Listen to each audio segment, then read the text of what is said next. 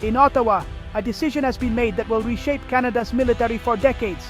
Canada has signed a landmark deal for 88 Saab Gripen E fighter jets from Sweden, shocking the global defense community. The aging CF-18s had become a liability, and Canada needed a modern defender for its vast northern airspace. This is about more than jets. It's a new partnership with Sweden and a statement on Arctic sovereignty.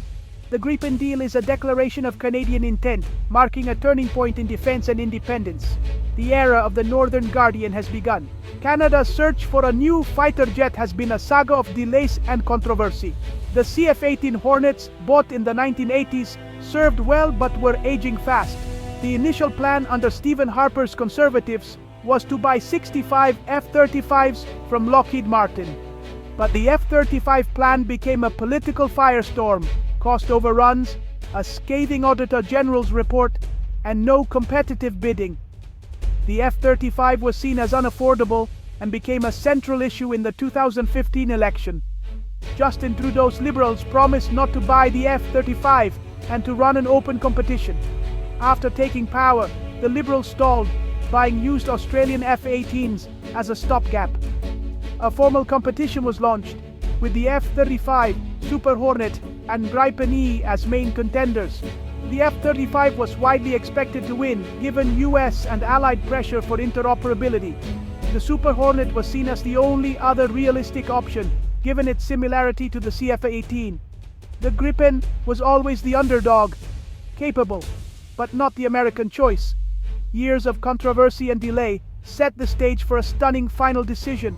The defense community braced for an F-35 announcement, expecting the government to justify the purchase. Instead, the Gripen selection was a complete break from expectations. It rewrote the ending of a story everyone thought they knew. The choice signals a new era for Canadian defense procurement.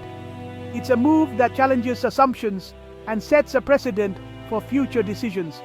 The Gripen's victory is a testament to the power of persistence and strategic thinking.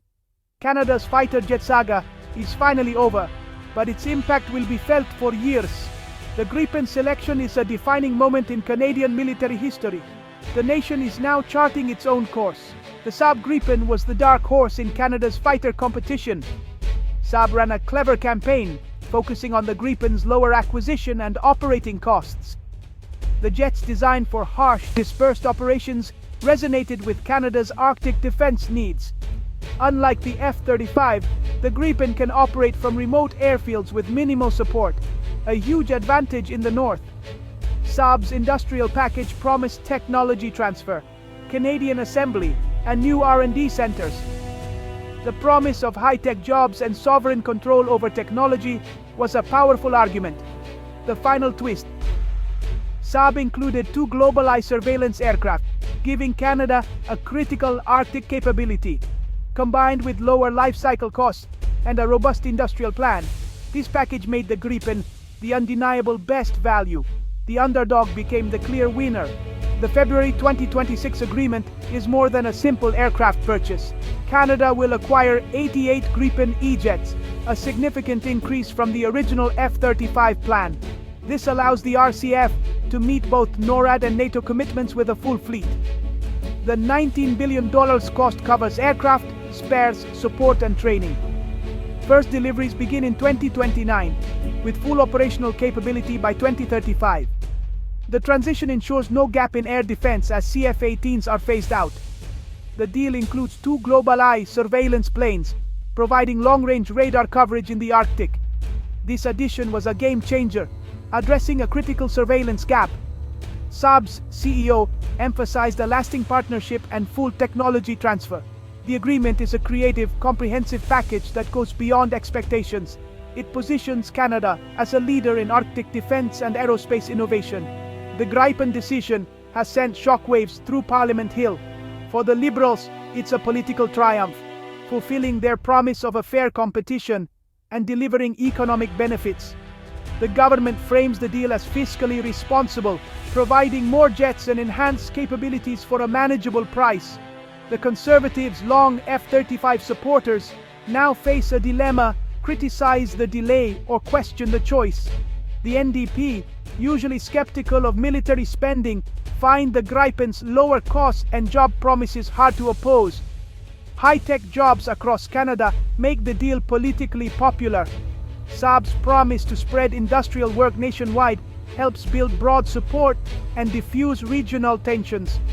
The deal addresses military, economic, and regional concerns all at once. It's a masterclass in political strategy. The Gripen project is now a truly national endeavor. Ottawa is recalibrating its defense and economic priorities. The Gripen deal is a long-term industrial strategy, not just a purchase. Saab's $20 billion industrial and technological benefits agreement will inject capital and technology into Canada's aerospace sector. A new Gripen production and support facility will be established, likely in Montreal or Toronto. Canada will become a key part of Saab's global supply chain, assembling jets and producing components for export. A Gripen center will drive R&D in sensor fusion, AI, and data links. Hundreds of Canadian companies will join the supply chain, creating high-tech jobs nationwide. The government will promote this as a pillar of its innovation agenda.